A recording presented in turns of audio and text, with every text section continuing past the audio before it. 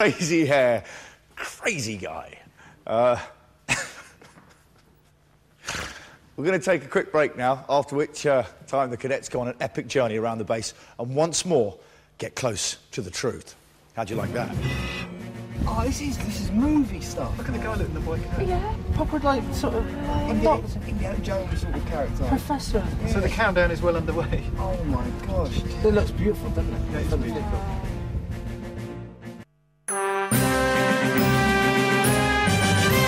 Looked absolutely awesome, I thought. Welcome back to Space Cadets. It's the big one. It's launch night, and the countdown clock is ticking. Oh, not that one. Grow up. Such an old gag.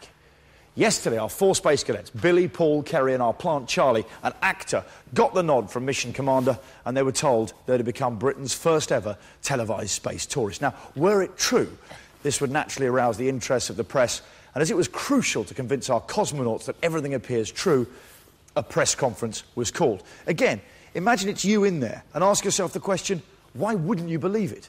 We can join that press conference now, but we'll need to wear one of these. Go. So, you've been chosen as the world's first televised space tourists. You've been told the world's press have flown to Russia to meet you, wearing face masks to protect you from illness. We know they're a bunch of actors and members of the production team, and that there are no films in the cameras. But if you were a space cadet, why wouldn't you believe the illusion was real? Good afternoon, ladies and gentlemen of the press. My name's James Campbell. I'm the mission commander here at STAR. It's my great pleasure to introduce you to Britain's first space tourists. Charlie Skelton, Paul French, Kerry Hassett and Billy Jackson. Also, I'd like to introduce you to our pilots. Mr. Yevgeny Ivanovich there is the flight commander, and his co-pilot is Mr. Drew Dawson. And we're ready to go. Question number 1, please. Sabine Weiss, Die Leute, how did you feel when you were told you were going to space? I think we was all pretty shocked. I mean, for myself, I mean, we sort of had it in our minds it was going to be 2 guys and 2 girls, and it was just surreal. So for me, it was I was so happy. I didn't know what to do, but I was in two minds of being too ecstatic and making my friends feel a bit funny, but I felt happy. Yeah. I'm completely shocked. I still can't believe that I've been chosen and I'm the only girl as well. It's really surreal. I suspect that it's a clerical error. Led to me being here, but what I don't want you to do, James, is go back and check your notes. But no, I'm very, very excited to be here. It's not a clerical error. How have you coped with the training? I think in general, all of us have coped. It was hard. It's not as easy. I don't know what you've seen, but there were some hard times, and we had to be dedicated to it. But I'm happy to say that all of us, in our own way, gave 100% in Val. He's a strong man, but he's wise, very wise, and he's taught us a lot in the weeks that we've been here. So, thanks to him. Yeah, thanks, Val. Are any of you planning to have sex in space? Told you. Well, I can answer that one.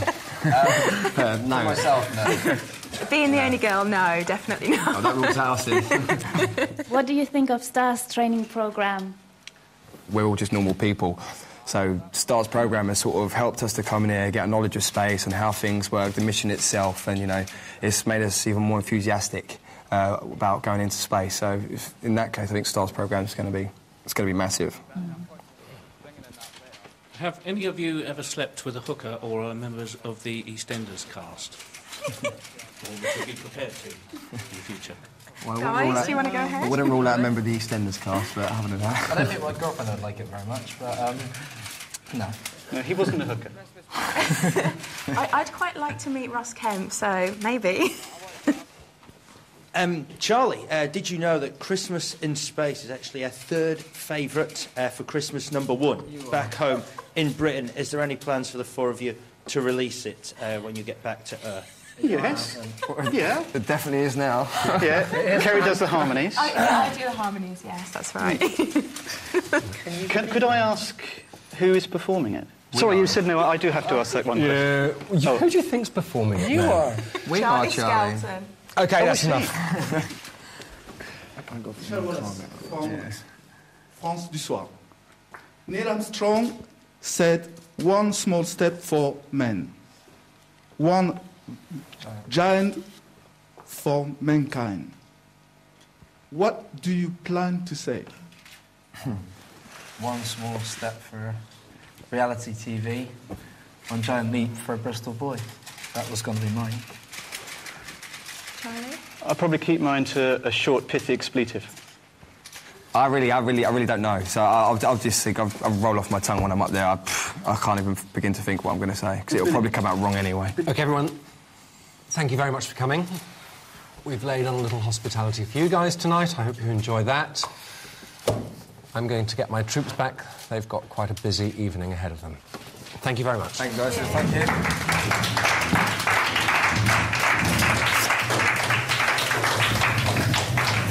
You guys look pretty good, sir. Thank you. Looking forward to having you aboard, OK? No.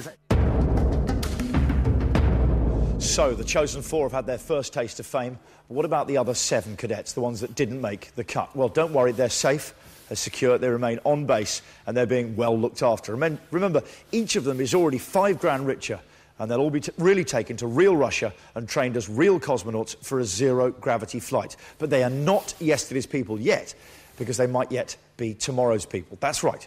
If tonight's launch goes wrong and we have what NASA rather technically call a total inability to start up, or tits up situation, then we'll go through the whole process again with 4 more cadets. But for now, it's all about Billy, Kerry, Paul and Charlie. They are the mission commander's special boys and girl, and it's why the mission commander took them, and only them, on a late-night visit to Mission Control in an illusion David Copperfield would be proud of. It's 11 p.m. and Mission Commander James arrives to take the chosen 4 cadets on a trip to visit their mission control with a surprise stop-off on the way. Are you wrapped up warm? A major problem in creating the whole illusion is that on launch, the cadets won't actually see their shuttle. So we came up with the next best thing. In reality, Earth Orbiter 1 is a wooden nose cone, courtesy of the art department, which 24 hours earlier looked like this. But with a bit of smoke and some creative lighting, it looks as good as the real thing.